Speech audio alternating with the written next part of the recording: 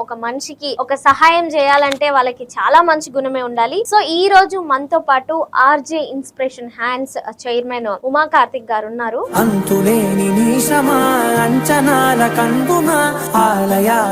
మీకు ఎందుకు start చేయాలనిపించింది RJ inspiration? ఈ నేమ్ కూడా ఎట్లా వచ్చింది అసలు?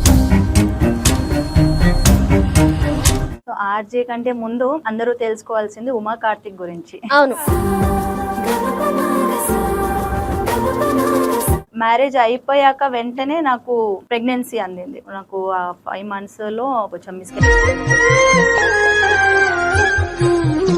ఇప్పుడు బాబు ఒకటేనా మీకు? బాబు ప్లస్ పాప. దేవుడు నాకు 2 తీసుకున్నా గానీ నాకు 2 ఇచ్చారు.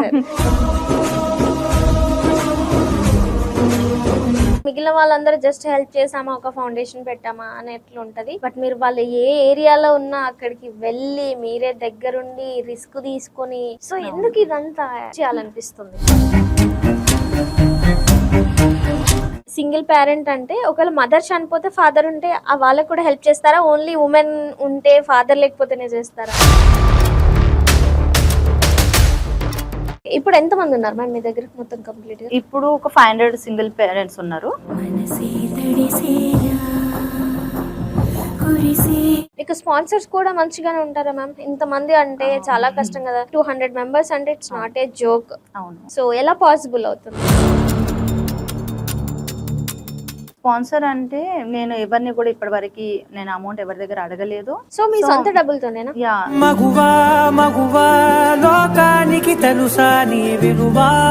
ఇంత ఘోరంగా ఉంటుందా ఒక హస్బెండ్ చనిపోతే ఇంటికి పెద్ద దిక్కు. ఈ ఎన్జిఓ పెట్టినప్పటి నుంచి నన్ను చీటింగ్ చేసే వాళ్ళు చాలా మంది ఉన్నారు. ఓకే, మీ పేరు చెప్పుకొని. సో ఇప్పుడు ఈ ఫౌండేషన్ కి గానీ బ్యాక్ బోన్ ఉన్నారు అంటే ఎవరెవరి పేర్లు చెప్తారు? అసలు నాతో అవుతుందా, నేను వీళ్ళకి హెల్ప్ చేయగలుగుతానా, ఇన్ని ప్రాబ్లమ్స్ డే బై డే పెరుగుతున్నారు, జనాలు ఇంటి వరకు వస్తున్నారు, అసలు నేను చేయగలుగుతానా అనే ఒక ఆలోచన మీలో వచ్చిందా? సో ఇవన్నీ మీకున్న అమౌంట్ లో అంటే మీరు బ్యాక్గ్రౌండ్ రిచ్చా లేదంటే ఎలాగ? ఈ డౌట్ అనేది ఖచ్చితంగా చాలా మంది ఎక్కడ నుంచి వస్తున్నాయి డబ్బులు? హాయ్, హలో, నమస్తే, వెల్కమ్ టు S63 ఎంటర్టైన్మెంట్స్. నేను మీ అలంకృత. సో సొసైటీలో హెల్ప్ చేసే వాళ్ళు చాలా మందే ఉంటారు. అంటే వాళ్ళ ఫ్యామిలీ లాగా దగ్గరికి తీసుకొని ఒక మనిషికి ఒక సహాయం చేయాలంటే వాళ్ళకి చాలా మంచి గుణమే ఉండాలి. సో ఈ రోజు మనతో పాటు RJ inspiration hands chairman Uma Karthik గారు ఉన్నారు. సో తను చేసే సేవా కార్యక్రమాలు చాలా ఉన్నాయి కాబట్టి ఒకసారి మాట్లాడదాం. హలో అండి, నమస్తే. హలో అండి, జై శ్రీరామ్. ఎలా ఉన్నారు మేడం? యా, ఫైన్ అండి. యా. సో అంటే మీరు చేసే కార్యక్రమాలకు అసలు ఎక్కడి నుంచి మొదలు పెట్టాలో కూడా తెలియట్లేదు. బట్ ఫస్ట్ ఆఫ్ ఆల్ మీకు ఎందుకు స్టార్ట్ చేయాలనిపించింది ఆర్జే ఇన్స్పిరేషన్? ఈ నేమ్ కూడా ఎట్లా వచ్చింది అసలు? సో ఆర్జే కంటే ముందు అందరూ తెలుసుకోవాల్సింది ఉమా కార్తిక్ గురించి. అవును.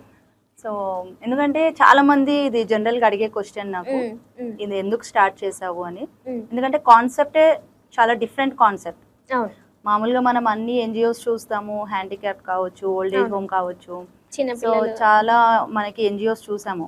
బట్ నేను స్టార్ట్ చేసింది టోటల్ డిఫరెంట్ కాన్సెప్ట్. ఒంటరి మహిళ చేయూత అని.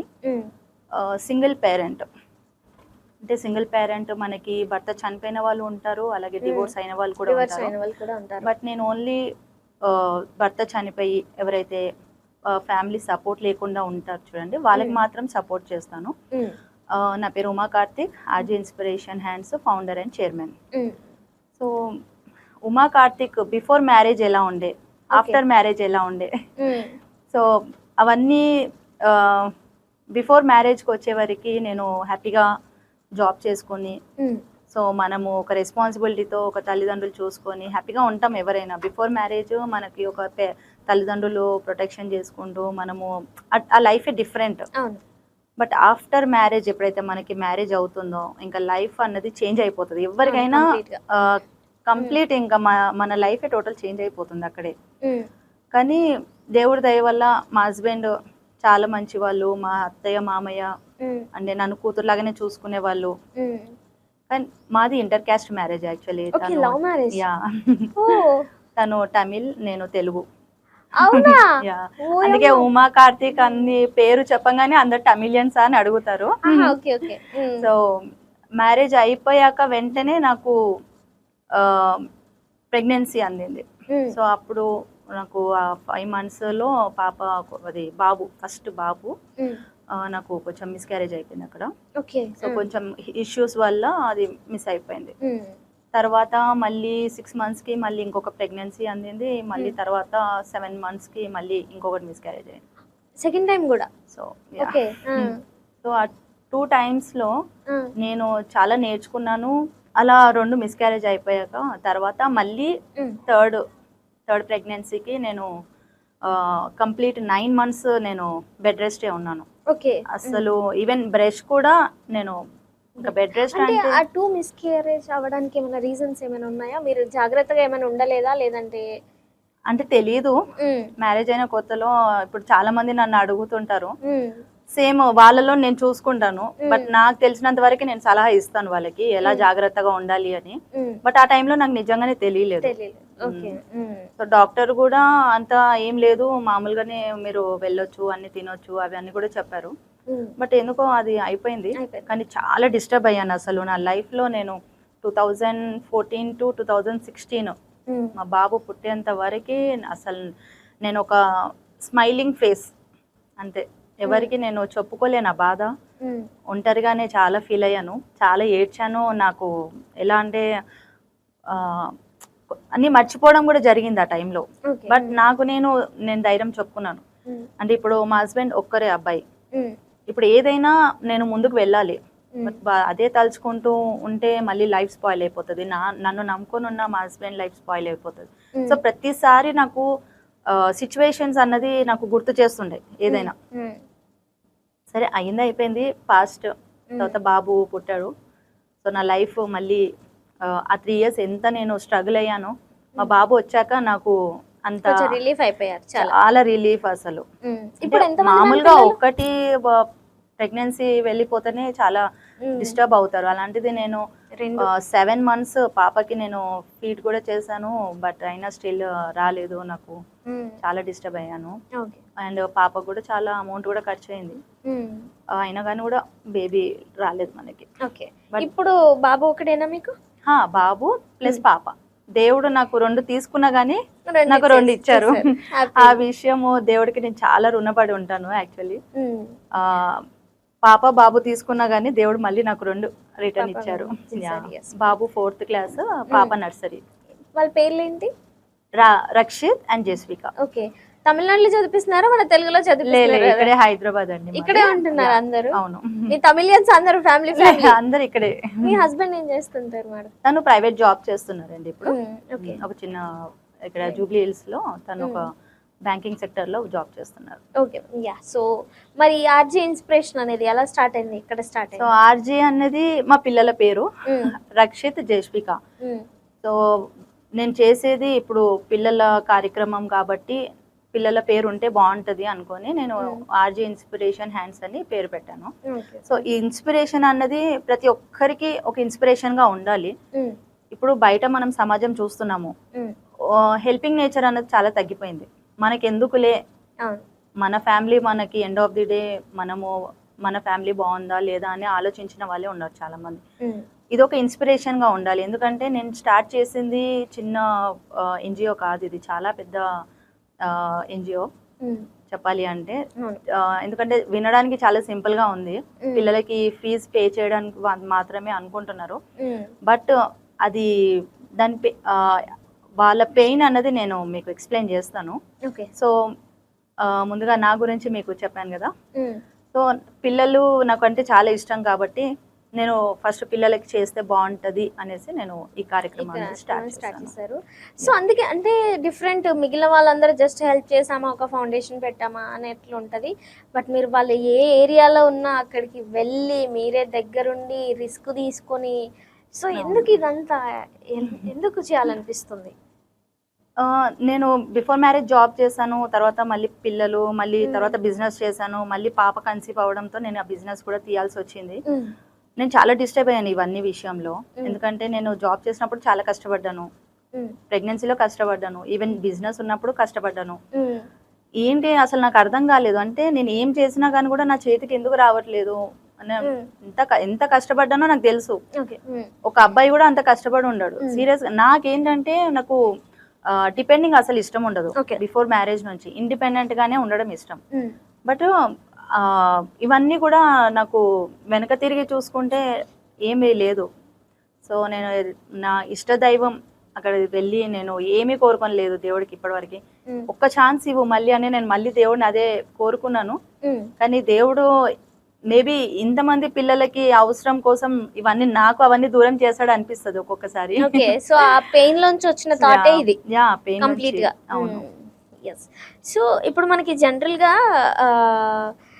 సింగిల్ పేరెంట్ అంటే ఒకవేళ మదర్ చనిపోతే ఫాదర్ ఉంటే వాళ్ళకి కూడా హెల్ప్ చేస్తారా? ఓన్లీ ఉమెన్ ఉంటే ఫాదర్ లేకపోతేనే చేస్తారా హెల్ప్ అనేది? లేదండి, ఓన్లీ హస్బెండ్ చనిపోయిన వాళ్ళకి మాత్రమే. Only husband. సో ఈ కాన్సెప్ట్ కూడా ఎందుకు వచ్చింది అంటే, సో నా విషయంకి వచ్చే వరకు నేను అన్ని డిస్టర్బ్ అయ్యాను. తర్వాత నేను ఒక తెలిసిన వాళ్ళ ఎవరికైతే మాకు తెలిసిన వాళ్ళు చనిపోతే వెళ్ళాను అనమాట. అక్కడికి వెళ్తే అమ్మాయి ఫేస్ కూడా ఎవరికి చూపించలేరు. అమ్మాయికి చిన్న పిల్లలు ఉన్నారు. సో అప్పటికే నేను చాలా డిస్టర్బ్ అయిపోయాను. ఆలోచిస్తున్నాను కానీ ఎవరితో నేను షేర్ చేసుకోలేదు. మనకు కూడా ఏదైనా ఉంటే ఇప్పుడు జాబ్ బిజినెస్ ఎవరైనా ఏమనుకుంటారు, కష్టపడి మనం ఒక మంచి స్థాయిలో వెళ్ళాలి ముందుకే అనుకుంటారు. సో ఆ టైంలో నేను అప్పటికే ఇద్దరికి చదివిస్తున్నాను. అంటే ఇప్పుడు పిల్లలు నేను ఎవరైతే మిస్ అయిపోయారో పిల్లలకి ఏదైనా మనం చేద్దాము అని అప్పటికే నేను ఒక ఇద్దరు పిల్లలకి స్టార్ట్ చేశాను. నార్మల్ గా స్టార్ట్ చేశాను. నేను అసలు ఒక ఎన్జిఓ పెడతానని అనుకోలేదు. నార్మల్ గానే స్టార్ట్ చేశాను. మనకు తెలిసిన వాళ్ళు వచ్చేసి వాళ్ళ స్టోరీ కొంచెం వేరేగా ఉంది. సో చదివించండి అమ్మా, ఎవరు లేరు పిల్లలకి అని అంటే నార్మల్ గా నేను చదివిస్తున్నాను ఆ టైంలో. సో ఇలా చావుకి అక్కడ వెళ్ళినప్పుడు చూసి ఇంకా అది చాలా డిస్టర్బ్ అయిపోయింది నా మైండ్. పిల్లల్ని ఎవరు కూడా అక్కడ కేర్ తీసుకోవట్లేదు. వాళ్ళ రిలేటివ్స్ కూడా ఎవరు పిల్లలకి చదివిద్దామనో లేకుంటే ఏదన్నా వాళ్ళకి హెల్ప్ చేద్దాము అనేసి ఎవరు కూడా ముందుకు రావట్లేదు. నేను అక్కడ ఉన్నంతసేపు నేను అడిగాను, మరి ఏంటి నెక్స్ట్ ఏంటి అమ్మాయి నాకు చాలా క్లోజ్, ఏంటి నెక్స్ట్ అని అంటే ఎవరు కూడా అమ్మాయిని తీసుకువెళ్ళట్లేదు ఇంటికి. వాళ్ళు ఎవరు కూడా అసలు సపోర్ట్ చేయడానికి ఎవరు లేరు. ఆమెకి లైఫ్ జీరో. ఇంకొకటి ఏంటంటే ఆ రోజు వాళ్ళు రెంట్ హౌస్ లో ఉంటారు. ఓనర్ కూడా ఇంటికి తీసుకురావద్దని చెప్పారు వాళ్ళకి, హస్బెండ్ చనిపోతే. సో చిన్న పిల్లల్ని పెట్టుకొని ఆమె ఎక్కడ చేసిందంటే కొంచెం వాళ్ళకి పర్సనల్ వేరే ప్లేస్ లో చేశారు. ఇవన్నీ కూడా నేను ఆలోచించి అనిపించింది, ఇంకా భర్త లేని వాళ్ళ లైఫ్ ఇలా ఉంటుందా, కొన్ని నేను చూసాను అక్కడ. సో ఒక ఆడపిల్ల భర్త చనిపోతే లైఫ్ ఇంత జీరో అయిపోతుందా అని అనిపించింది. చాలా డిస్టర్బ్ అయ్యాను 1 వీక్. నాకేం అర్థం కాలేదు. ఎందుకంటే ఇప్పుడు మనం కూడా అమ్మాయి, ఒక అమ్మాయిగా రేపు ఫ్యూచర్ కొన్ని చోట్ల వెళ్తే మనకు కూడా ఇన్ కేస్ మనం ఆ ప్లేస్ లో ఉంటే ఎలా ఉంటుంది లైఫ్ అని ఆలోచన వస్తుంది ఎవరికైనా. తప్పేం లేదు అందులో. ఇప్పుడు నేను మ్యారేజ్ అయిపోయింది, హస్బెండ్ ఉన్నారు, మనం అది ఆలోచించొద్దు అని ఏం లేదు. సో అలా కొంచెం నాకు ఆలోచన వచ్చింది. ఆ పిల్లలు మెయిన్ గా చాలా చిన్నవాళ్ళు. సో నేను అప్పటికి చెప్పాను వాళ్ళకి నేను చదివిస్తాను అని. కానీ ఇంకా వాళ్ళ ఫ్యామిలీ ఇష్యూస్ వల్ల వాళ్ళు నో అని చెప్పేసి ఊరికి వెళ్ళిపోయారు వాళ్ళు. సో తర్వాత ఇంకా నేను మళ్ళీ ఇంకిద్దరిని అడాప్ట్ చేసుకున్నా స్టడీస్ విషయంలో. అలా పెరుగుకుంటూ అందరూ కూడా నన్ను అప్రోచ్ అవుతున్నారు దగ్గర. సో ఒకరొకరు వాళ్ళు చెప్పడము, ప్లస్ నా కాంటాక్ట్ నెంబర్ అలా షేర్ అయిపోయింది అందరికి. ఇప్పుడు ఎంత మంది ఉన్నారు మ్యామ్ మీ దగ్గర మొత్తం కంప్లీట్? ఇప్పుడు ఒక 500 సింగిల్ పేరెంట్స్ ఉన్నారు. 500 సింగిల్ పేరెంట్స్. కానీ అందరికి ఇప్పుడేమి నేను ముందుకు వెళ్ళలేదు. బట్ నన్ను అప్రోచ్ అయిన వాళ్ళు 500 సింగిల్ పేరెంట్స్ ఉన్నారు. నేను ప్రెసెంట్ చదివించేది మాత్రము 200 వరకే ఉంది. 200. సో మీకు స్పాన్సర్స్ కూడా మంచిగానే ఉంటారా మ్యామ్? ఇంతమంది అంటే చాలా కష్టం కదా. ఇప్పుడు ఒక్క పిల్లోని కానీ పెంచి వాడికి స్టడీస్ అంటేనే అమ్మో ఇంకొక పిల్లోడు వద్దంటున్నారు. బట్ ఇంతమందికి 200 మెంబర్స్ అంటే ఇట్స్ నాట్ ఏ జోక్. అవును. సో ఎలా పాసిబుల్ అవుతుంది? స్పాన్సర్ అంటే నేను ఎవరిని కూడా ఇప్పటివరకు నేను అమౌంట్ ఎవరి దగ్గర అడగలేదు. నేను వీళ్ళ పేరు చెప్పుకొని కానీ నేను బయట ఏమి అంటే స్టార్ట్ చేయలేదు నేను ఇంకా. సో మీ సొంత డబ్బులతోనేనా? యా, యాక్చువల్లీ ఓపెన్ గా చెప్పాలంటే ఇప్పటివరకు చాలా మంది క్వశ్చన్ అడిగారు. బట్ నేను ఎవరికి కూడా చెప్పలేదు. నాకు ఒక 40,000 ఇంట్రెస్ట్ అమౌంట్ వస్తుంది ఎవ్రీ మంత్. అంటే నేను జాబ్ చేశాను, బిజినెస్ చేశాను, సమ్ అమౌంట్ సేవింగ్ చేసినాయి నాకు అమౌంట్ అనేది వస్తుంది. అందులో నేను స్టార్టింగ్ 10,000 తీసాను అందులో నుంచి. ఓకే, పిల్లలు చదువుకుంటే మనకి అంతకన్నా ఇంకేముంటది అని 10,000 నేను అందులో నుంచి ఖర్చు పెట్టాను వాళ్ళకి. తర్వాత 20,000, తర్వాత 30,000, ఇప్పుడు 40,000 అన్ని కూడా ఇప్పుడు వాళ్ళకే నేను ఖర్చు పెడుతున్నాను.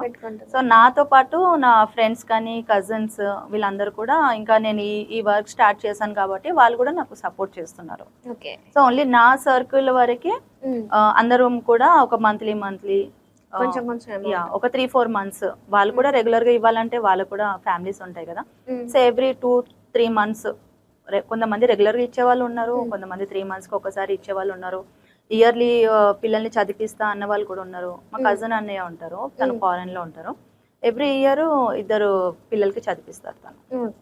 సో తను ముందే చెప్పారనమాట నాకు, ఎవ్రీ ఇయర్ వీళ్ళకి నేను చదివిస్తాను అని. Okay ma'am. ఎస్, మీరు అంటే ఊర్లలోకి విజిట్స్కి వెళ్తుంటారు కదా, చాలా ఫొటోస్ చూసాను మీది, ఫొటోస్ కానీ వీడియోస్ కానీ అవన్నీ. వాళ్ళు అంటే వాళ్ళ కష్టాలు ఎలా ఉంటాయి? మీరు లైవ్ లో చూసి దగ్గరుండి కనుక్కుంటారు, ఫోన్లలో కనుక్కోవడం వేరు, లైవ్ లో ఉండి కనుక్కోవడం వేరు. సో వాళ్ళు అసలు ఏం చెప్తుంటారు మీకు జనరల్ గా? ఎలాంటి సిచ్యువేషన్ లో ఉంటారు ఆ సింగిల్ పేరెంట్ అనే వాళ్ళు? నేను ఫస్ట్ వెరిఫికేషన్ చేస్తాను కూడా అనుకోలేదు, చెప్తున్నాను కదా దేవుడు అసలు మేబీ నా పిల్లల్ని ఇద్దరిని తీసుకొని నాకు ఈ రోజు ఇంతమంది పిల్లల్ని నాకు ఇచ్చారు అంటే అది దేవుడిచ్చిన వరం అనుకుంటాను సీరియస్లీ. ఎందుకంటే అసలు వెరిఫికేషన్ అన్న థాట్ నాకు లేదు, ఇంతమంది పిల్లలకు చదివిస్తానన్న థాట్ లేదు, సీరియస్ గా చెప్తున్నాను. కానీ అలా నన్ను నమ్ముకొని కొన్ని ఫ్యామిలీస్ మా ఇంటి వరకు వస్తున్నారు. సరే మనం ఏదో ఒకటి చేద్దాము అని నేను కూడా అలాగే ముందుకు వెళ్ళాను. ఇప్పుడు ఇది స్టార్ట్ చేసి 4 years అయింది. సో 4 years లో ఇప్పుడు ఇంటికి వెళ్ళి విజిట్ చేయాలి. ఇప్పుడు ఒకరిద్దరు అంటే మనము వాళ్ళ సిచ్యువేషన్ తెలుసు కాబట్టి మనం పే చేస్తాం. కానీ ఇంకా మనకి చాలా మంది అప్రోచ్ అవుతున్నప్పుడు వాళ్ళు ఎంతవరకు జెన్యూన్ అని మనకి తెలియాలి కదా. సో అలా నేను ఒకసారి నేనే ఒకదాన్ని వెళ్ళేసి వాళ్ళ ఇంటికి వెళ్ళి చూసి వచ్చాను. కానీ అస్సలు నేను 1 week వరకు నేను అసలు నిద్రపోలేదు, భయం వేసేది నాకు. ఇంత ఘోరంగా ఉంటుందా? ఒక హస్బెండ్ చనిపోతే ఇంటికి పెద్ద దిక్కు. ఇప్పుడు అమ్మాయికి ఎవరు? బిఫోర్ మ్యారేజ్ ఫాదర్ ఉంటారు, తర్వాత హస్బెండ్. సరే ఎలా ఉంటున్నావు ఇంట్లో నాకైతే అర్థం కాలేదు. ఎందుకంటే నాకు 2 పిల్లలు ఉన్నారు, అంటే అప్పుడు బాబు చిన్నగా ఉన్నాడు. నేను వెరిఫికేషన్ స్టార్ట్ చేసి 2 years అవుతుంది. సో అప్పుడు పిల్లలు చిన్నగానే ఉన్నారు. అప్పుడు నేను జస్ట్ నార్మల్ గా వెళ్ళాను వాళ్ళ ఇంటికి, చూద్దాము ఎందుకు. చాలా మంది వస్తున్నారు అప్పటికి, డైలీ 2 అయినా వచ్చేవాళ్ళు. ఎవరి నెంబర్ ఇస్తున్నారు అని అంటే అలా స్ప్రెడ్ అయిపోయింది నెంబర్ అప్పటికి నాకు. సరే ఇంటికి వెళ్ళి చూసాను, ఎంత చిన్న ఇల్లు అంటే ఓన్లీ ఒక డబుల్ బెడ్రూమ్ ఉంటది కదా, డబుల్ బెడ్ కాట్ అంతే ఇల్లు, అంతే రూమ్, అందులోనే కిచెన్, అందులోనే పిల్లలు పడుకోవడము, అందులోనే అన్ని వాళ్ళ ఐటమ్స్ అన్ని కూడా అందులోనే ఉంటాయి. అసలు నాకు ఏమనాలో అర్థం కాలేదు. స్పాట్ లో నేను వాళ్ళకి ఫీజు అనేది క్లియర్ చేశాను అప్పట్లో స్టార్టింగ్ లో. తర్వాత మళ్ళీ ఇంకొకరు కూడా ఇంటికి వెళ్ళాను. అసలు వాళ్ళకి పడుకోవడానికి కూడా ప్లేస్ లేదు అమ్మాయికి అయితే. అసలు ఎలా పడుకుంటున్నావు, ఇక్కడే ఉంటావా లేకుంటే ఇంకెవరైనా ఇంటికి వెళ్తావా, మీ మమ్మీ వాళ్ళ ఇంటికి కానీ సిస్టర్ వాళ్ళ ఇంటికి వెళ్తావా? నేను నిజంగా నేను అన్ని క్రాస్ వెరిఫికేషన్ చేస్తాను, డెత్ సర్టిఫికేట్ చూస్తాను, ఇవన్నీ కూడా. ఎందుకంటే జెన్యూన్ నాకు తెలియాలి కాబట్టి నేను అప్పుడు ఏం వెరిఫికేషన్స్ వీడియోస్ అవన్నీ ఏం పెట్టుకోలేదు, జస్ట్ నార్మల్ గా వెళ్ళి చూసి వచ్చాను.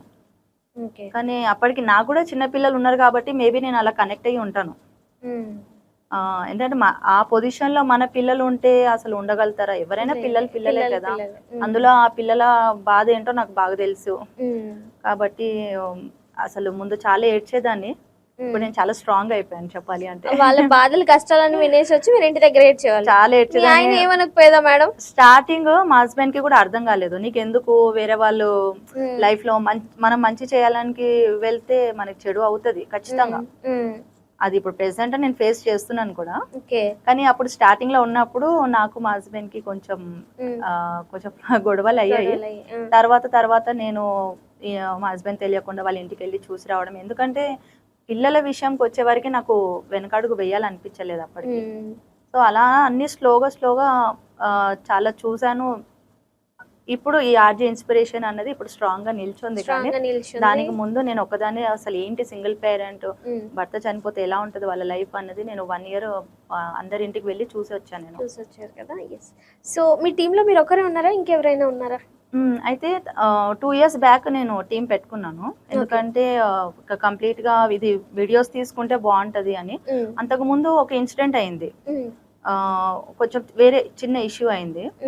సో మన దగ్గర కూడా ప్రూఫ్ ఉంటే బాగుంటుంది అనేసి నేను తర్వాత ఒక కెమెరామ్యాన్ పెట్టుకొని తర్వాత ఒక టీమ్ అనేది ఫామ్ చేసుకున్నాను. ఎందుకంటే చాలా మంది డైలీ ఇంటికి చాలా మంది వచ్చేస్తున్నారు, నాకు కూడా ఇంట్లో డిస్టర్బెన్స్ అయింది కొంచెం. సరే అని ఆఫీస్ తీసుకున్నాను సపరేట్గా, ఒక సింగిల్ రూమ్ తీసుకొని తర్వాత అక్కడ సింగిల్ పేరెంట్స్ని పిలవడము. అసలు డైలీ ఒక్కరిద్దరు నుంచి స్టార్ట్ అయ్యింది, ఇప్పుడు 10 మెంబర్స్ డైలీ. అసలు ఎలా వెళ్తున్నాయో నెంబర్స్ నాకు తెలియదు, కానీ ఎవరు ఇస్తున్నారంటే వేరే వాళ్ళు ఇచ్చారు, వీళ్ళు ఇచ్చారని చెప్పి నన్ను నమ్ముకొని వస్తున్నారు. తర్వాత నేను చాలా చూసాను ఇందులో, తెలుసుకున్నాను అసలు యాక్చువల్లీ ఏంటి. కానీ సింగిల్ పేరెంట్ ఉన్నంత లైఫ్ ఇంకా ఎవరు కూడా ఇంత ముందుకు వెళ్ళలేరు పిల్లల్ని పెట్టుకొని. ఎందుకంటే ఒక్కొక్కరికి ఇద్దరు ముగ్గురు పిల్లలు, ఒక ఫ్యామిలీ సపోర్ట్ ఉండదు వాళ్ళకి, అంత అన్ఎడ్యుకేటెడ్ వాళ్ళే. అంటే చాలా మంది ఏమనుకుంటారు, భర్త చనిపోయాక అందరికి హెల్ప్ చేస్తావా అని అంటారు.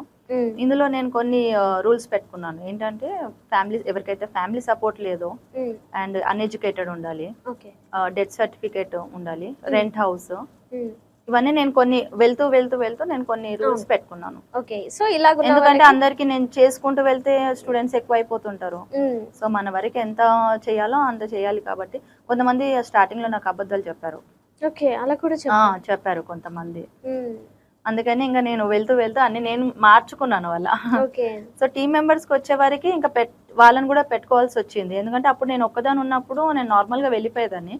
తర్వాత టీమ్ మెంబర్స్ ఉన్నప్పుడు కెమెరామ్యాన్ కూడా కంపల్సరీ ఉండాలి, వీడియోస్ కి ఫోన్ లో మనకు సరిగా రాదు. అలా అంతా ఒక్కొక్క టీమ్ ని నేను గ్యాదర్ చేసుకొని ముందుకు వెళ్లాల్సి వచ్చింది. సో విలేజ్ వాటికి వెళ్ళలేదు ఇప్పటి వరకు, ఓన్లీ హైదరాబాద్ సరౌండింగ్స్ లో ఎక్కడెక్కడ అని చెప్పేసి హయత్ నగర్, ఎల్బీ నగర్, మల్కాజ్గిరి, నేరెడ్మెట్, బేగంపేట్, ఇట్లా చాలా సరౌండింగ్స్, సికింద్రాబాద్ సరౌండింగ్స్ లో. సో మరి అంతే మీ చుట్టుపక్కల వాళ్ళు కానీ లేదంటే ఎవరైనా సరే మీకు పరిచయం ఉన్న వాళ్ళు ఈవిడ ఎందుకు హెల్ప్ చేస్తుంది, ఇంత టైం తీసుకొని ఇంత ప్రాసెస్ ఇన్ని ఇయర్స్ నుంచి ఈమెకేం బెనిఫిట్ లేదే ఎందుకు చేస్తుంది అనే క్వశ్చన్ మీకు చాలా మంది రేజ్ చేసే ఉంటారు ఆల్రెడీ. చాలా మంది అంటే నార్మల్ గా ఫండ్స్ ఎలా వస్తుందని అడుగుతారు, ప్లస్ ఎందుకు చేస్తున్నావు అంటారు, ఒకవేళ ఈవెంట్ చేస్తే నీకు ఏమొచ్చింది అంటారు.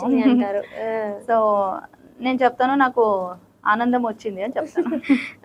ఎందుకంటే ఆ ఈవెంట్ అయిపోయాక ఆ పిల్లలు ఎంత కనెక్ట్ అయిపోతారంటే నాకు చాలా కనెక్ట్ అయిపోతారు.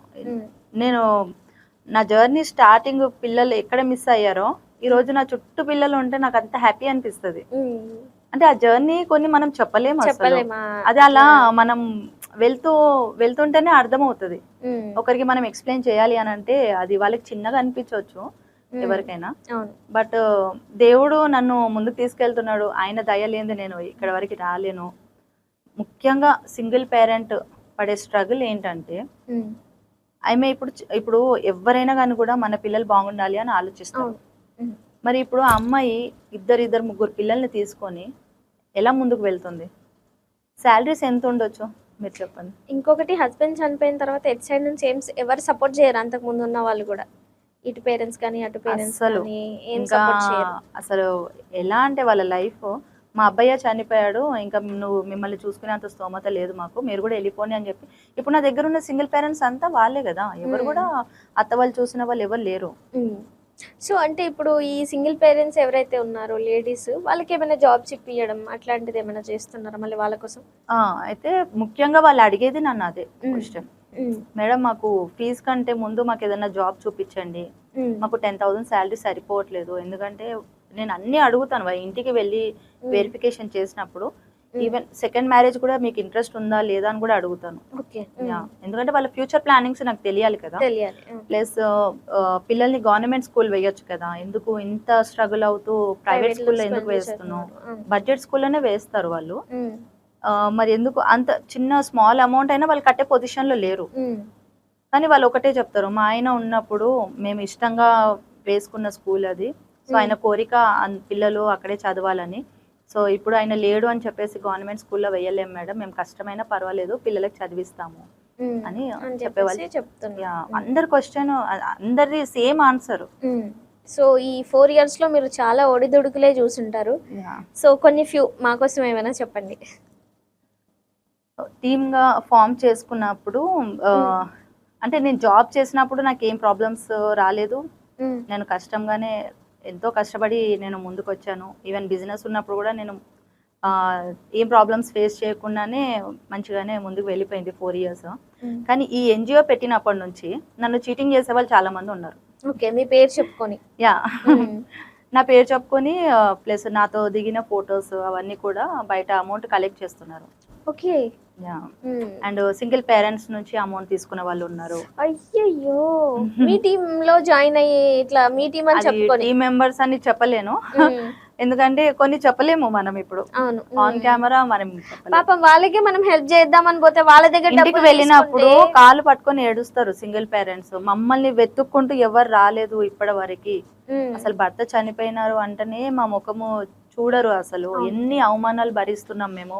మార్నింగ్ లేచినప్పటి నుంచి నైట్ పడుకునే వరకు మేము ఎన్ని అవమానాలు భరించుకుంటూ కేవలం మా పిల్లల కోసం మేము ముందుకు వెళ్తున్నాము అని ఒక సిస్టర్ గా, ఒక తల్లిగా నాతో అన్ని ప్రాబ్లమ్స్ షేర్ చేసుకుంటారు ప్రతిదీ. సో మొన్న మీరు కూడా అంటే E96 అందులో కూడా సింగిల్ పేరెంట్స్ చాలా మంది ఇంటర్వ్యూ ఇచ్చారు. అందులో 50% కూడా వాళ్ళ ప్రాబ్లం గురించి వాళ్ళు చెప్పలేదు. ఆన్ కెమెరా వాళ్ళు భయపడ్డారు, కానీ వాళ్ళ సిచ్యువేషన్ చాలా ట్రిపికల్ గానే ఉంది. అవమానాలు ఎక్కువ. భర్త లేడు అని అంటే ఒక ఆడపిల్ల ఇంకా చచ్చి బతుకుతున్నట్టే.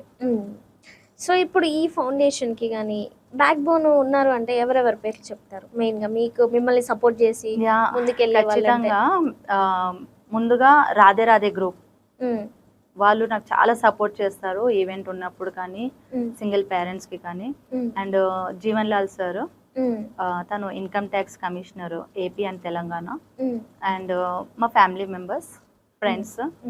అండ్ 9 స్టార్ హెల్త్ వాళ్ళు కూడా సుచరిత మ్యామ్, తను ఎమ్మెల్యే పైడిపల్లి రాకేష్ రెడ్డి ఉన్నారు కదా, వాళ్ళ డాటర్.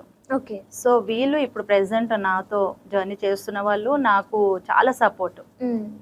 ఇంకా బయట ఎవరితో నేను ఫండ్స్ అడగను కదా ఎవరిని, సో బయట ఎవరు లేరు నాకు. సో ప్రెసెంట్ నేను ఈ ఒంటరి మహిళ చేయూత స్టార్ట్ చేసినప్పటి నుంచి వీళ్ళు నాకు చాలా సపోర్ట్. ఓకే. సో అండ్ ఇంకొకటి నేను విన్నాను, అంటే ఎంక్వైరీ చేసినప్పుడు తెలిసింది, జనరల్గా మిమ్మల్ని చూసి మీరేదో బాగుపడుతున్నారని చెప్పేసి మిమ్మల్ని చూసి హెల్ప్ చేద్దామనే థాట్లో పెట్టారా లేదంటే బాగుపడదామనే థాట్లో పెట్టారా తెలీదు.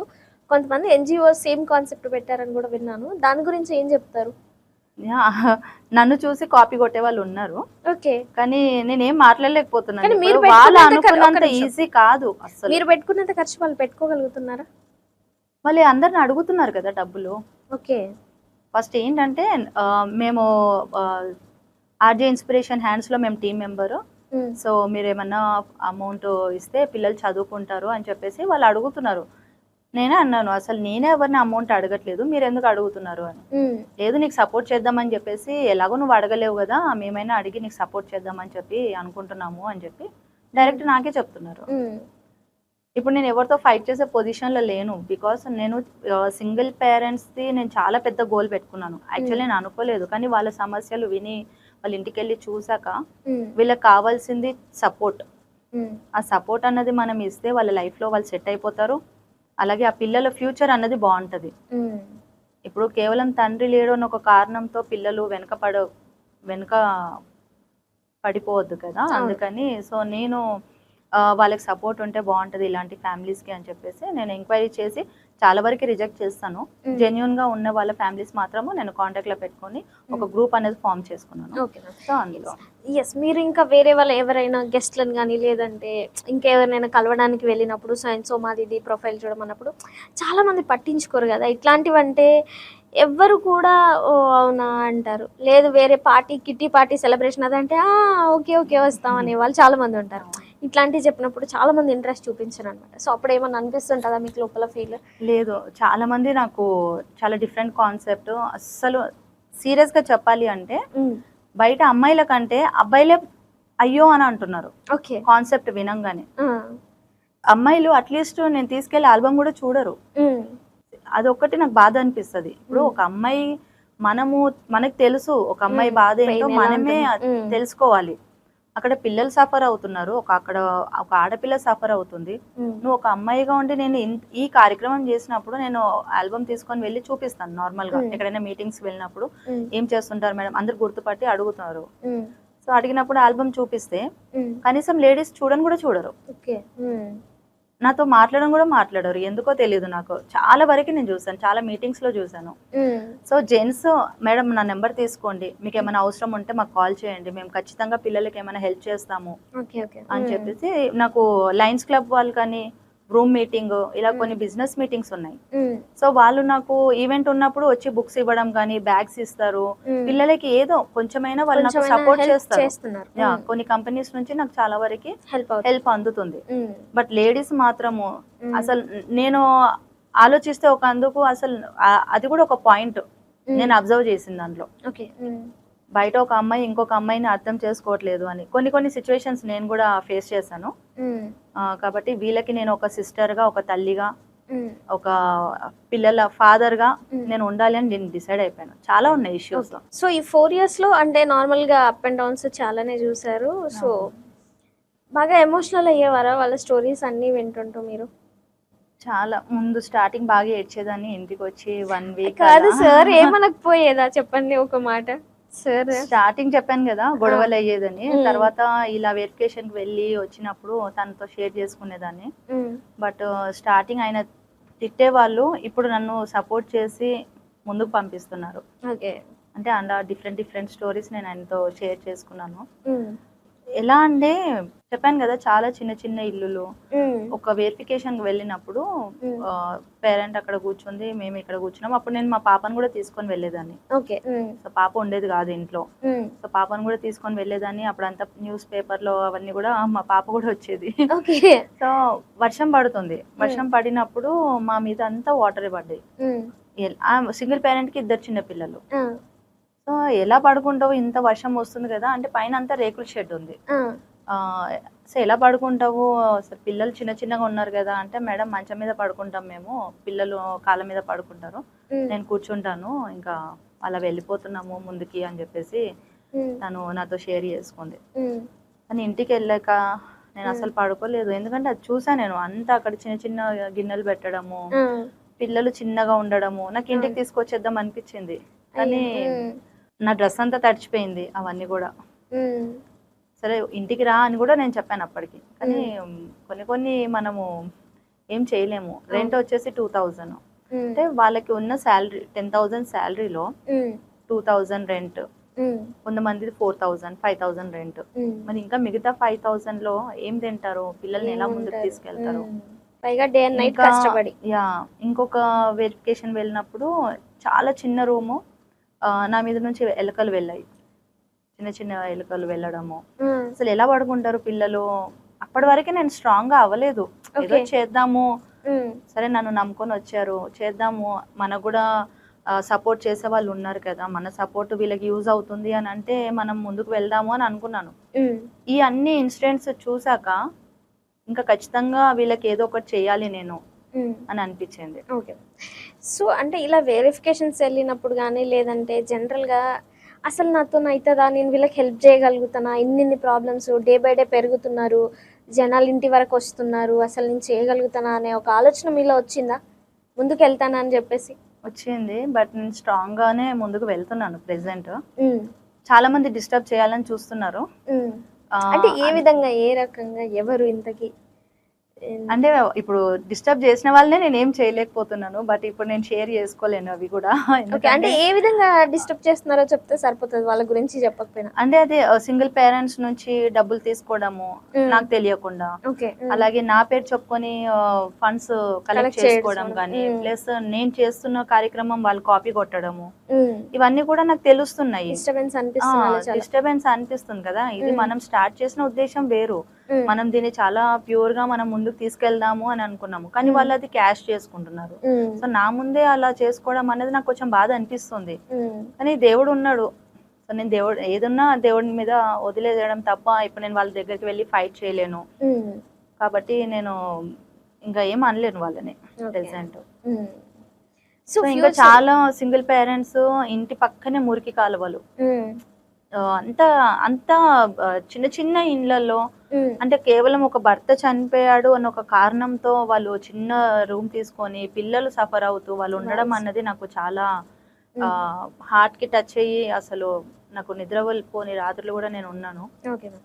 సో జనరల్గా అంటే ఎక్కడైనా ఫౌండేషన్ ఆల్రెడీ మనకి ఇప్పుడు ఏదైతే ఆర్జీ ఇన్స్పిరేషన్ ఉందో హ్యాండ్స్, అది ఎక్కడైనా ఉందా ప్లేస్లో కట్టించారా, లేదంటే ఇండివిజువల్గానే ఆఫీస్ ఏం లేకుండా మీరే అన్ని డిస్ట్రిబ్యూట్ చేసి వాళ్ళ స్టడీస్ అవన్నీ చూసుకుంటున్నారా? ప్రెసెంట్ ఆఫీస్ తీసుకున్నాను.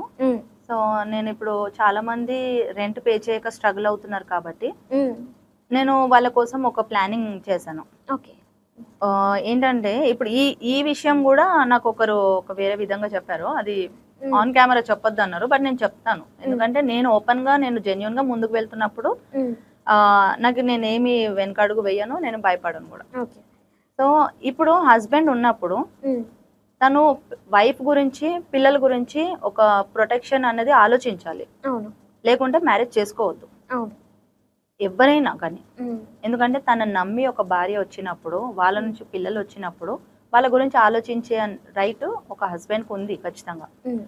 సో ఇప్పుడు హస్బెండ్ సడన్గా చనిపోయారు, ఇప్పుడు వాళ్ళకి ప్రొటెక్షన్ ఎవరు? ఫ్యామిలీ అత్తమామ ఎవరు చూడట్లేదు. పోనీ మళ్ళీ అమ్మగారి ఇంటికి వెళ్దాము అని అంటే అక్కడ బ్రదర్స్ ఉంటారు, వాళ్ళకి మ్యారేజ్ అవుతుంది. సో అక్కడ కూడా వాళ్ళ పరిస్థితి బాగుండదు, చిన్న ఇల్లులే ఉంటాయి. వీళ్ళంతా ఇప్పుడు నేను చేసే వాళ్ళంతా middle class, lower middle class వాళ్ళకే నేను చేసేది. సో వాళ్ళు అన్ఎడ్యుకేటెడ్, ఆర్థికంగా ఇబ్బంది పడుతున్న వాళ్ళని. సో ఇంకా వాళ్ళ సిచ్యువేషన్ ఎలా ఉంటుందో అర్థం చేసుకోండి. సో మళ్ళీ తల్లిగారి ఇంటికి వెళ్ళి మళ్ళీ పిల్లలతో తను మళ్ళీ భారంగా ఉండడం ఎంతవరకు కరెక్ట్? అందుకే వాళ్ళు ఏం చేస్తున్నారు, ఎంత చిన్న రూమ్ అయినా కానీ కూడా వాళ్ళు తీసుకొని రెంట్కుంటూ ముందుకు వెళ్తున్నారు. యా. సో ఇప్పుడు తను ఏం ఆలోచించాలి, నా హస్బెండ్ చేయలేని మిస్టేక్ మనం కూడా పిల్లలకి ఏదైనా సేవింగ్ చేయాలి అని అనుకుంటారు, కానీ చెయ్యలేరు. ఎందుకంటే శాలరీ ఇక్కడ తక్కువ ఉంది, 10,000 శాలరీ. మరి ఎలా సేవింగ్ చేస్తుంది? రేపు పిల్లలు ఇప్పుడే స్కూల్కి వెళ్తున్నప్పుడు వాళ్ళకి శాలరీ అది స్కూల్ ఫీజు అన్నది స్ట్రగుల్ అవుతున్నారు. రేపు కాలేజ్కి వచ్చినప్పుడు ఎలా చదివిస్తారు? చదివించగలుగుతారా? రేపు వేలల్లో ఉంటాయి, అప్పుడు ఎవరు చదివిస్తారు? ఏ ఫ్యామిలీ మెంబర్స్ పంపించేస్తుంటారు. చాలా మంది ఏం చేస్తున్నారు, ఇప్పుడు నేను సింగిల్ పేరెంట్స్ ఇంటికి వెళ్ళినప్పుడు ఇద్దరు ముగ్గురు పిల్లలు ఉన్నారు. పెద్దవాళ్ళకి ఏం చేస్తున్నారు, 10th క్లాస్ వరకు చదివించి వదిలేస్తున్నారు. అంటే ఇంటర్కి వచ్చే వారికి వాళ్ళు చిన్న చిన్న జాబ్స్ కి వెళ్తున్నారు. ఇంట్లో చిన్న వాళ్ళకే చదివిస్తున్నారు వాళ్ళు. అంటే వాళ్ళ స్తోమత అంతే ఉంది. అంటే 10th వరకే ఆలోచిస్తున్నారు వాళ్ళు. 10th వరకు చదువుకొని వేరే షాపింగ్ మాల్స్ కి వెళ్ళిపోతున్నారు, మెకానిక్ షాప్ వెళ్ళిపోతున్నారు. నేను చదివిస్తా అంటే కూడా పిల్లలకి ఇంట్రెస్ట్ రావట్లేదు. అంటే ఒక తండ్రి లేడు ఒక కారణంతో పిల్లలు ఎంత వెనకబడిపోతున్నారు ఇలాంటి కుటుంబాలు. మరి ఎవరు కేర్ తీసుకోవాలి? ఇప్పుడు మనము ఎవరిని వెళ్ళి అడగలేము, మనకు తోచినంత వరకు మనం సహాయం చేయడం గొప్ప అని నేను అర్థం చేసుకున్నాను. అది కూడా వెరిఫికేషన్ చేశాకనే నాకు అర్థమైంది. లేకుంటే అంతకు ముందు నేను ఈ సంస్థ పెట్టాలి అని నాకు ఆలోచన సీరియస్ గానే నాకు లేదు. ఇంకొకటి ఇందాక ఏదో చెప్తా అన్నారు, సో అయితే అదే దాని విషయమే వస్తున్నా. సో నేనేం చేస్తాను, ఇప్పుడు హస్బెండ్ ఇప్పుడు నేను ఫీజు పే చేస్తున్నాను. ఈ 3 years మాత్రం నేను వాళ్ళకి 50% వరకు నేను వాళ్ళకి స్కూల్ ఫీజు అనేది నేను సపోర్ట్ చేశాను. ఎందుకంటే నాకు స్టూడెంట్స్ ఎక్కువ అయిపోతున్నారు. సో ఈ ఇయర్ 2025 ఇయర్ వచ్చేసి నేను కంప్లీట్ ఫీజు పే చేస్తాను. అంటే ఒక్కొక్క స్టూడెంట్ 25,000 ఉంది. అంటే ఇప్పుడు ఆ పేరెంట్ కి కొంచెం అమౌంట్ అయినా సేవింగ్ అవుతుంది కదా. అవుతుందా లేదా? అవుతుందండి, ఖచ్చితంగా అవుతుంది. 100% మీరు స్కూల్ ఫీజు 100% నేను 50% పే చేసినప్పుడు నేను వాళ్ళని ఏం అడగలేదు. ఎందుకంటే ఇంకా ఫీజు పే చేసేది ఉంటుంది, వాళ్ళకు కూడా ఉంటాయి కదా ఖర్చులు అని చెప్పి నేను కూడా సైలెంట్ అయిపోయాను. బట్ ఎవ్రీ ఇయర్ వాళ్ళు నా మీదనే డిపెండ్ అవుతున్నప్పుడు నాకు అది కరెక్ట్ అనిపించలేదు. మళ్ళీ ఎవ్రీ ఇయర్ వచ్చాక మేడం స్కూల్ ఫీజు అని అడుగుతున్నారు. ఓకే, నాకు ఆ సిచ్యువేషన్ తెలుసు కాబట్టి నేను కూడా పే చేస్తున్నాను. బట్ దాని వల్ల నాకు ఏమి యూజ్ అనిపించలేదు వాళ్ళు సెట్ అవ్వడం. సో ఏం చేస్తాను, ఈ ఇయర్ వచ్చేసి నేను next year complete fee pay చేస్తానమ్మా.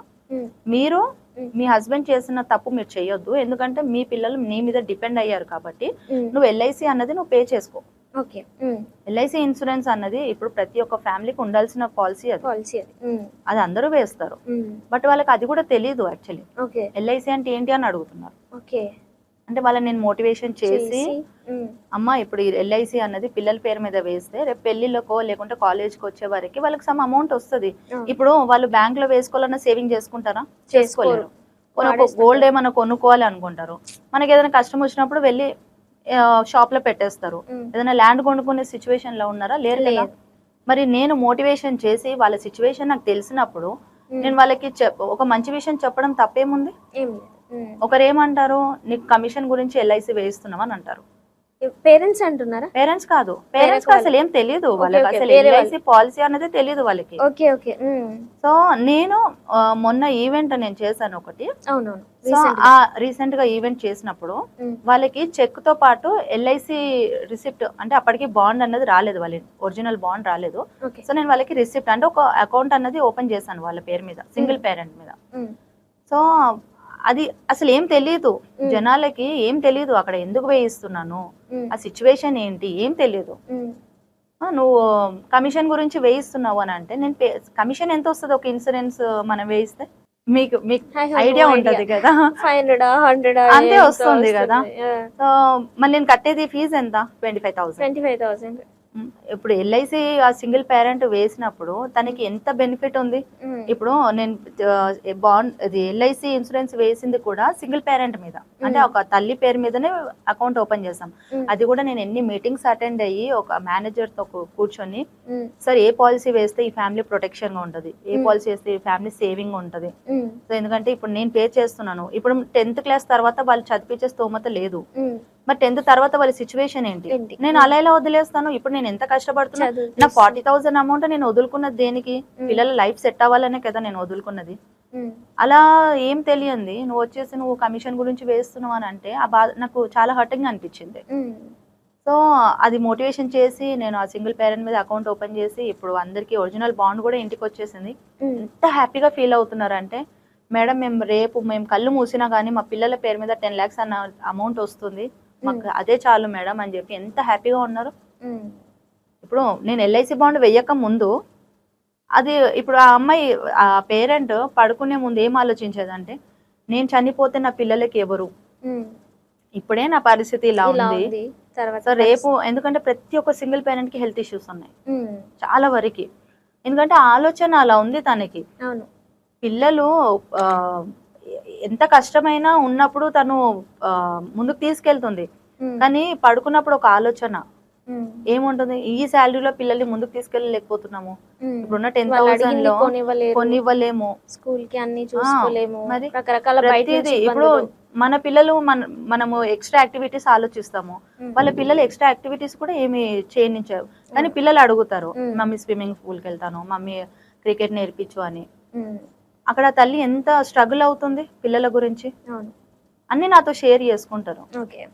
షేర్ చేసుకున్నప్పుడు వాళ్ళతో పాటు నేను కూడా కూర్చొని ఏడ్చిన రోజులు ఉన్నాయి. కానీ తర్వాత ఆలోచించాను, నేను దీనికి ఒక సొల్యూషన్ మనం ఆలోచించి ఫ్యామిలీస్ కి మనం ముందుకు తీసుకెళ్ళాలి అనుకున్నాను. నిర్ణయం తీసుకొని నేను ఫస్ట్ స్టెప్ వచ్చేసి నేను వాళ్ళకి ఫీజు పే చేస్తున్నాను పిల్లలకి, తర్వాత ఎల్ఐసి బాండ్ అనేది వేయిస్తున్నాను.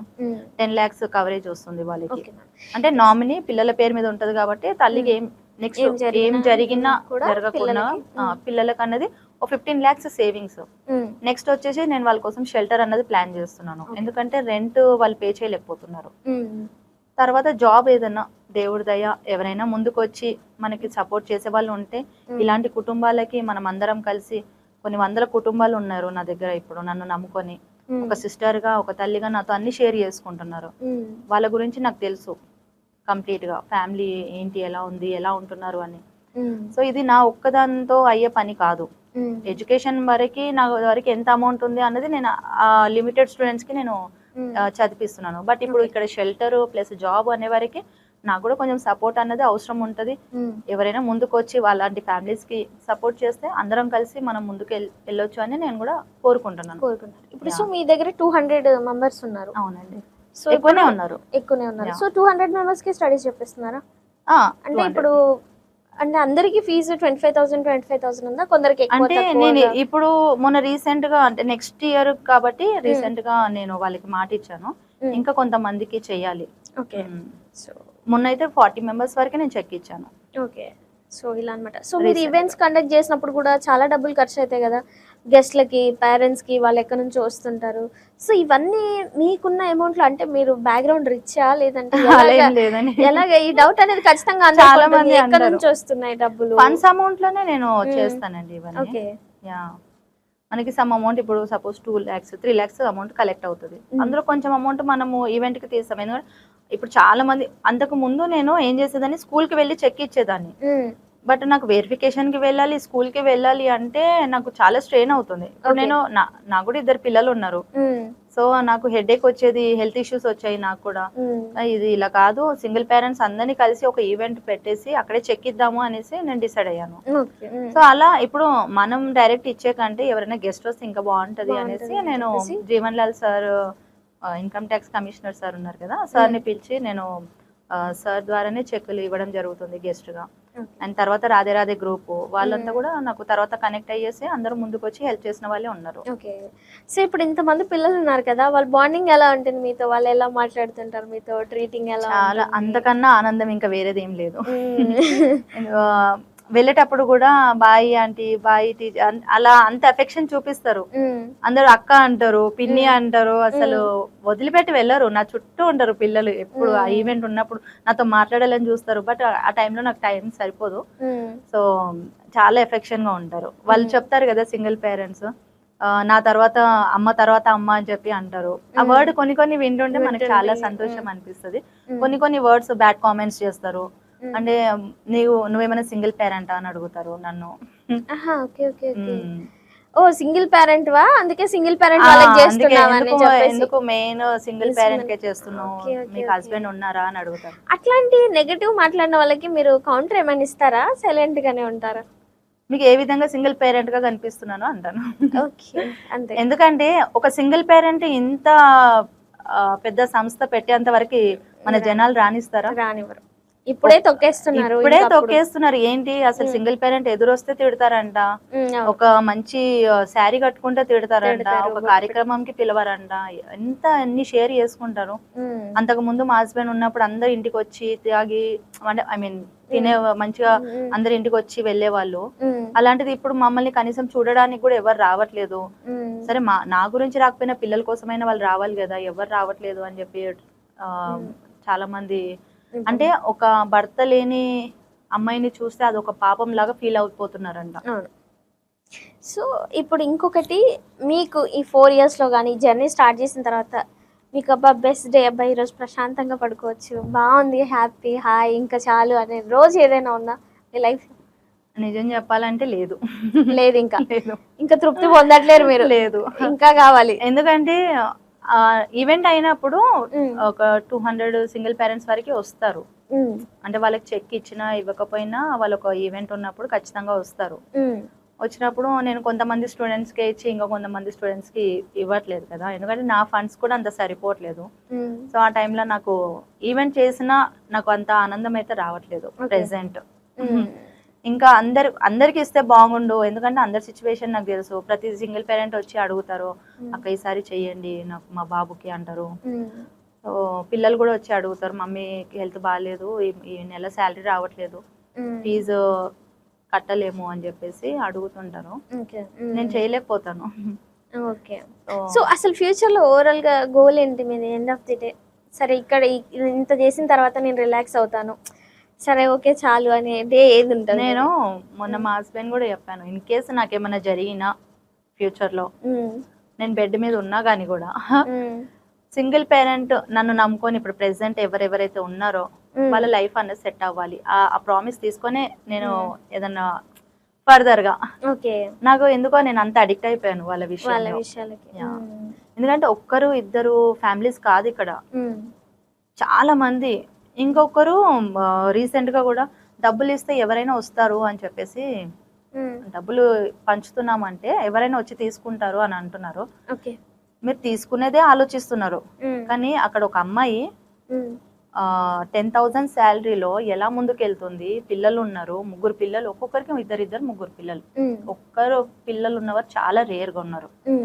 సో మరి వాళ్ళు ఎలా ముందుకు వెళ్తారు అవన్నీ ఆలోచించారా? ఆలోచించాలి కదా. ఇప్పుడు మనమే ఇప్పుడు మన ఫ్యామిలీ ముందుకు వెళ్ళాలి అంటే మినిమం ఎంత శాలరీ ఉంటే వెళ్తాం మనము? శాలరీ కావచ్చు, అమౌంట్ కావచ్చు, వెరీ టఫ్ 50, 60, 70, 1 lakh అంత అమౌంట్ లేనిది మనం అస్సలు ముందుకు వెళ్ళాలి. మన పిల్లలే మనకి ఏదో ఒకటి అడుగుతూనే ఉంటారు. అలాంటిది ఆ అమ్మాయి ఎలా ముందుకు వెళ్తుంది? ఎవ్వరు కూడా ఇంటికి వెళ్ళి చూసిన వాళ్ళే లేరంట. ఎంత ఏడుస్తారంటే, ఈరోజు నేను ఫస్ట్ టైం వాళ్ళ ఇంటికి వెళ్ళి మా కోసం మీరు వెతుక్కుంటూ వచ్చారక్క అని చెప్పేసి వాళ్ళు చూపించే అభిమానము నిజంగా నేను వెనకడుగు వేయకుండా అయిపోయింది నాకు ఇప్పుడు. సో అలాగే నాకు కూడా ఇద్దరు సిస్టర్స్ ఉన్నారు, వాళ్ళు నాతో మాట్లాడుతున్నా నాకు ఒక సిస్టర్ లాగా ఫీలింగ్ వస్తుంది. వాళ్ళు నన్ను అమ్మ అని పిలుస్తారు. ఒక పేరెంట్ అయితే నేను చనిపోయినా కానీ కూడా నా పిల్లల్ని మీకు అప్పచెప్పి వెళ్ళిపోతాను అంటారు. అంటే అంత నమ్మకం మీరు చదివిస్తారని చూసుకుంటాను. సో మీ అత్తయ్య వాళ్ళు ఎలా ఉంటుంది కోఆపరేషన్ మీకు? అంటే స్టార్టింగ్ కొంచెం డిస్టర్బ్ అయింది, చెప్పాను కదా. మా అత్తమ్మ కూడా నన్ను స్టార్టింగ్ అన్నారు, మా మామయ్య కూడా అన్నారు.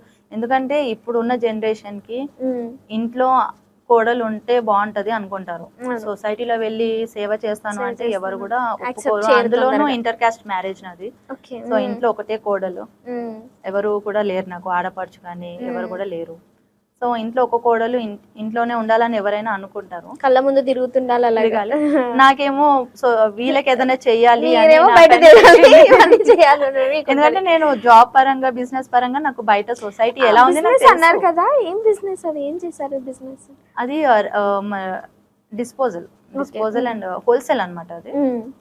సో సికింద్రాబాద్ రైల్వే స్టేషన్ కి నేను డిస్పోజల్, మన tea cups plus biryani disposal packets అవన్నీ ఉంటాయి కదా, అవంతా సప్లై చేస్తుంది.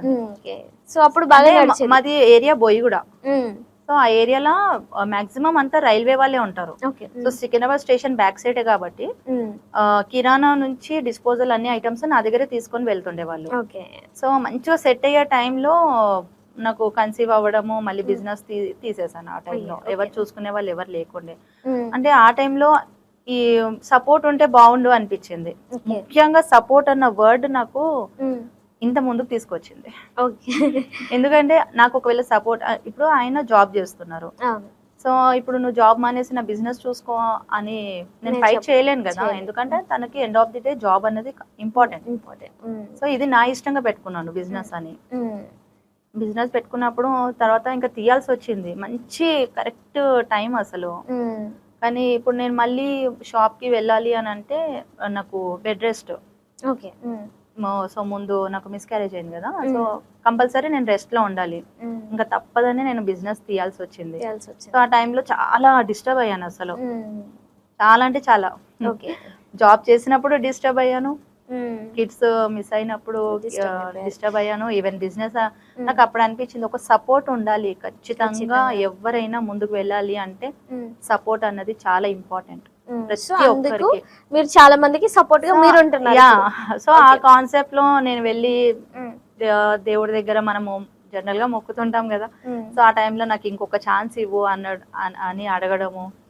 అందులో దేవుడు ఇంత పెద్ద ఛాన్స్ ఇస్తాడా నేను అసలు అనుకోలేదు. ఇప్పుడు కూడా నేను షాక్ గానే అనిపిస్తుంది నాకు, నేను ముందుకు వెళ్ళగలుగుతానా లేదా, వీళ్ళకి నేను ఇంత ప్రామిస్ చేస్తున్నాను, రేపు నా ఫ్యూచర్ ఎలా ఉంటుందో తెలియదు, బట్ నేను వాళ్ళకి సపోర్ట్ ఉండాలి అని నేను నిర్ణయించుకున్నాను. అందరూ అంటారు నువ్వు అసలు తొందరపడి మాట ఇస్తున్నావు వాళ్ళకి, అలా మాట ఇవ్వద్దు అంటారు. నేను చేస్తున్నాను అన్నప్పుడు నాకే ఆ ఫీలింగ్ ఉంది, చేస్తాను అన్నప్పుడు నేనేం రాంగ్ ప్రామిస్ చేయట్లేదు. ఇప్పుడు షెల్టర్ అన్నది చాలా మంది ఇప్పుడు నాకు సపోర్ట్ చేసే వాళ్ళు ఉన్నారు. ప్లాన్ చేయండి, వాళ్ళకి మనము చాలా మంది రెంట్ పే చేయకుండా స్ట్రగుల్ అవుతున్న వాళ్ళు ఉన్నారు. ఇప్పుడు ఓనర్స్ దగ్గర నాతో మాట్లాడిస్తారు. సో కొంచెం లేట్ అయిపోయిందాక వాళ్ళకి ఓనర్తో మాట్లాడించండి అని నేను అన్ని విధాలుగా వాళ్ళకి సపోర్ట్ ఉంటాను. మీ కాల్స్ ఎప్పుడు మోగుతూనే ఉంటాయా? ఇంతమంది ఉన్నారు కదా, ఏ టైం నుంచి ఏ టైం? నైట్ 2 o'clock కూడా చాలా వస్తాయి.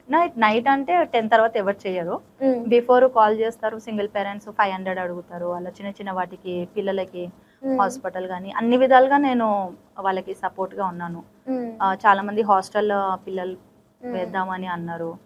సో నాకు తెలిసినంత వరకు నేను కాంటాక్ట్స్ షేర్ చేస్తూనే ఉంటాను వాళ్ళకి.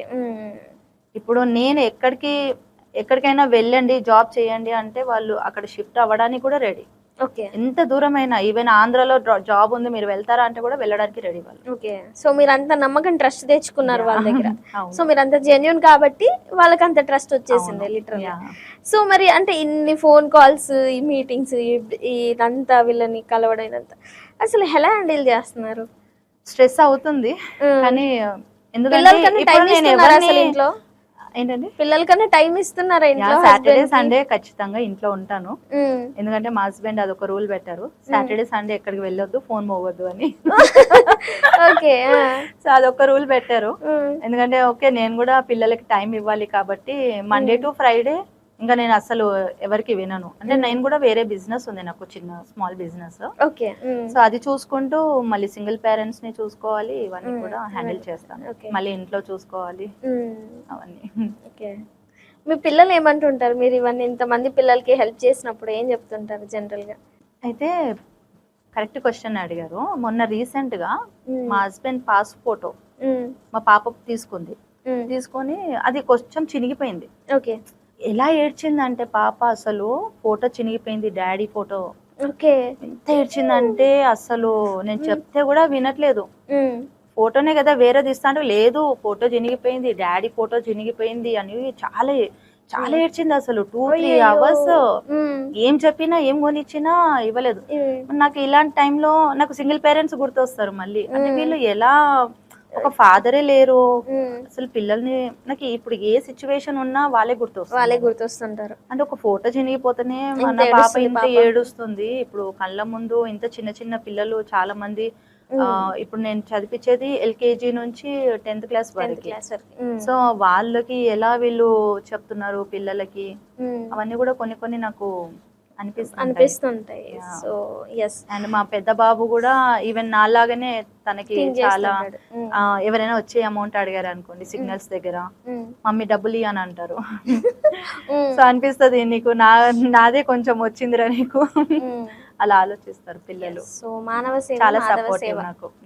సో అంటే జనరల్ గా వేరే వేరే వాళ్ళకి సపోర్ట్ చేస్తుంటారు, బట్ మీరు సింగిల్ పేరెంట్ అనేది ఒక కాజ్ అయితే తీసుకొచ్చారు. సో దాన్ని అలాగే మెల్లమెల్లగా స్టార్ట్ చేసి అసలు ఇంత దూరం వస్తుందని కూడా ఎక్స్పెక్ట్ చేయలేదు, బట్ జెన్యున్లీ దాన్ని ఇంత దూరం వరకు లాక్కొచ్చారు. మీ వెనక ఇప్పుడు చూసే ఆడియన్సే కాదు, మేము కూడా మీతో ఎప్పుడు ఉంటాము. మీరు ఇంకా ముందుకు తీసుకెళ్ళాము. మన జీవన్ లాల్ సార్ నేను గెస్ట్ గా పిలుస్తాను ఇప్పుడు. సో ఎప్పుడు ఈవెంట్కి వచ్చినా కానీ కూడా సార్ ఒక సింగిల్ పేరెంట్ ఎంతమంది ఉన్నారో చెప్తారు. 7.5 million సింగిల్ పేరెంట్స్ ఉన్నారు మన భారతదేశంలో. అంటే ఇప్పుడు వాళ్ళని, ఇప్పుడు సింగిల్ పేరెంట్ కి ఒక్కొక్క కిడ్ వారు ఇద్దరు ముగ్గురు కిడ్స్ ఉన్నా కానీ టోటల్ గా ఎంత మంది అయ్యి ఉండొచ్చు? ఇంకా ఎక్కువే. సో వీళ్ళంతా గవర్నమెంట్ గుర్తించాలి. అలాంటిది first time RJ inspiration hands ఒంటరి మహిళ చేయూత రావడం అనేది ఫస్ట్ టైం. ఇప్పటి వరకు మనం అన్ని విన్నాము, కానీ విడో ఉమెన్ గురించి ఎవరు కూడా ఇప్పటి వరకు ముందుకు అసలు వాళ్ళ గురించి గుర్తింపే లేదు. సో సార్ కూడా చాలా షాక్ అయ్యారు. అసలు నేను ఈవెంట్ చేసినప్పుడు వాళ్ళు రావడం కానీ వాళ్ళ ప్రాబ్లమ్స్ షేర్ చేసుకుంటారు స్టేజ్ మీద. సో సార్ కూడా చాలా సపోర్టివ్ అసలు. సార్ కూడా వాళ్ళకి ఏదైనా చేయాలి ఖచ్చితంగా అని చెప్పి సార్ కూడా ముందుకు వస్తున్నారు. రాధే గ్రూప్ కావచ్చు, వీళ్ళు కూడా చాలా మెడికల్ క్యాంప్ పెడతారు. నేను ఏ ఈవెంట్ చేసినా కానీ కూడా రాధే గ్రూప్ వచ్చేసి మనకి ఫ్రీగా మెడికల్ క్యాంప్ పెడతారు. ఐ డెంటల్ అన్ని కూడా పిల్లలకి ప్లస్ పేరెంట్ అందరికి కంపల్సరీ పెడతారు. So yes. సో ఇంకా మీకు ఫ్యూచర్లో ఇంకా ఏమేమి చేయాలని ఉందో? ఓన్లీ సింగిల్ పేరెంట్కే చేయాలని ఉందా, లేదంటే ఇతర వృద్ధాశ్రమాలు ఇంకా ఇలాంటి ఏమైనా మనకు బిగ్ కంపెనీ అయిపోతాయి? ఐ మీన్ మనం అనుకున్న దానికంటే ప్రెసెంట్ అయితే ఏం లేదండి. సింగిల్ పేరెంట్స్ కే నేను చేసేది సపోర్టింగ్ కాబట్టి ఇప్పుడు వాళ్ళకి ఫీజు పరంగా నేను ముందుకు వెళ్తున్నాను. అండ్ వాళ్ళ ఫ్యామిలీ సేవింగ్స్ కావచ్చు, ప్రొటెక్షన్ కావచ్చు, LIC బాండ్ ద్వారా నేను వాళ్ళకి ముందుకు వెళ్ళాను. నెక్స్ట్ వాళ్ళకి ఒక షెల్టర్ ప్లాన్ చేస్తే ఏంటంటే వాళ్ళకి ఒక రెంట్ అమౌంట్ అన్నది మైనస్ అవుతుంది.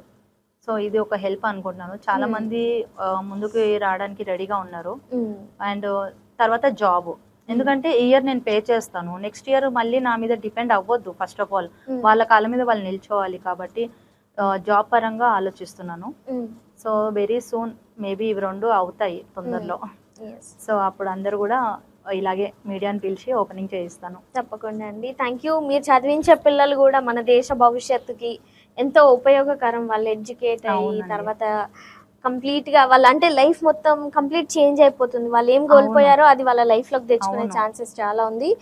ఏదైతే ఎడ్యుకేషన్ అనేది ఉందో, ఏమున్నా లేకపోయినా ఎడ్యుకేషన్ అనేది చాలా చాలా ఇంపార్టెంట్. ఒక మనిషికి విలువలతో కూడిన చదువు అంటారు కదా, చాలా ఇంపార్టెంట్. వాళ్ళకి ఏం కావాలో ఆస్తులు అవన్నీ పక్కకు పెట్టేస్తే ముందు ఎడ్యుకేషన్ అనేది ఇంపార్టెంట్. కాబట్టి మీరు దాన్నే దగ్గరుండి చాలా చక్కగా అందిస్తున్నారు. కాబట్టి మిమ్మల్ని సరస్వతి వీళ్ళ గురించి నేను ప్రిన్సిపల్ వాళ్ళని కూడా అడుగుతాను, ఎడ్యుకేషన్ పరంగా ఏమి చదువుకుంటున్నారా లేదా అవన్నీ కూడా తెలుసుకుంటాను. ప్రిన్సిపల్స్ కి నేను టచ్ లో ఉంటాను. ఈవెంట్ కూడా వస్తుంటారు. సో వాళ్ళ ఫ్యామిలీకి సంబంధించిన అన్ని కూడా నేను మెల్లమెల్లగా వాళ్ళకి నేను చాలా వరకు సపోర్ట్ గానే ఉంటున్నాను, ఓకే ఉంటాను కూడా. ఓకే చదువులు చెప్పించే సరస్వతి దేవి గారు. ఫైనల్ గా ఒక మనిషి ఏదైనా మంచి పని చేస్తా అంటే వెనక్కి లాగే వాళ్ళు చాలా మంది ఉంటారు, లేదంటే రాళ్ళీసే వాళ్ళు కూడా చాలా మంది ఉంటారు. బట్ మీరు అవన్నీ తట్టుకొని ఈ 4-5 years జర్నీలో చాలా మంది పిల్లలకి చదువు చెప్పించారు, చాలా మదర్స్ కి ఇన్స్పిరేషన్ గా నిలబడి వాళ్ళకి సపోర్టింగ్ గా ఉన్నారు. కాబట్టి మీకు మా అందరి తరఫున కూడా స్పెషల్ థ్యాంక్స్ అయితే తెలియజేస్తున్నాం. మీరు ఇలాగే ధైర్యాన్ని కోల్పోకుండా మీరు వేరే వాళ్ళకు కూడా ధైర్యం ఇస్తూ మీరే మా ధైర్యం అన్నట్టు మీరు ఒక యాత్ర లాగా దీన్ని ఇలాగే కంటిన్యూ చేసి చాలా మంది పిల్లలకి చదువు చెప్పించాలని మనస్ఫూర్తిగా కోరుకుంటున్నాను. సో ఆ దేవుడి బ్లెస్సింగ్స్ మీకు మీ ఫ్యామిలీకి ఎప్పుడు ఉంటాయి. Thank you.